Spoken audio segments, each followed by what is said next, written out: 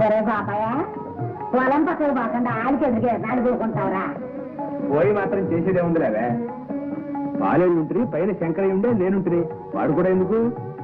అత్తానికి అదంతా ఆడి జడగొడుతున్నావు. ఎరా తమ్ముడు, ఎంత దూరం చెడ్డావేంట్రా?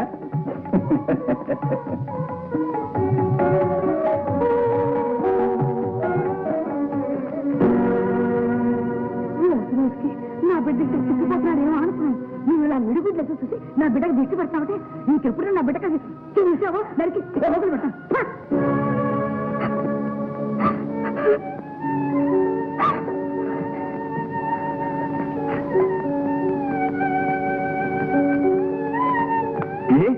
ఉన్నట్టుండి మాయమయ్యా? అవునులే, నేనంటే నీకు అసహ్యమైపోయింది. లేదండి, ఎవరైనా చూస్తే ఏమనుకుంటారు?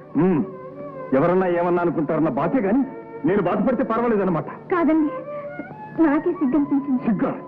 అయితే ఇంకే మొగ్గలా ముడుచుకుని కూర్చో. ఏమండి అలా అనకండి. ఉన్నమాట అంటే ఉలికెందుకు? 10 మంది గల ఇల్లు, పని పాట ఉంటుంది. ఎల్లప్పుడూ ఎదురెదురుగా ఎలా ఉండగలం? ఇప్పుడు మీ ఎదురుగానే ఉన్నానుగా. పోలీ పోలీ నీ వైభోగం ఎంతసేపే అంటే అత్తగారు మళ్ళీ దాకానే ఎంత ఇదెంతసేపులే. అమ్మ వదిలో పిలిస్తే సరి, అంతేనా? మీ దగ్గర ఉంటాను. ఏమో పిల్ల, నిన్నేనే.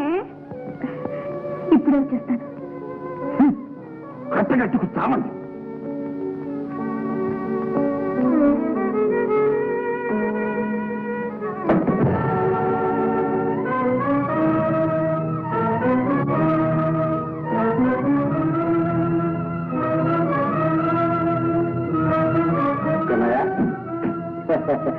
కంటికి నల్లపోసం అయిపోయా. మా కోళ్ళ పిల్ల ఒక్క గడి అన్నా ఇడిచిపెట్టడం లేదేంటి? ఎంతకాలంలో చిన్నాయా, కడుపున ఒక కాయ కాసి ఇద్దరి మధ్యన జిరుక్కోవాలి, అప్పుడు తెలవాలి. ఇప్పుడంటే ఈడు జోడు, కోరిన పెళ్ళం, కొత్త కాపురం, నా స్వామి రంగా.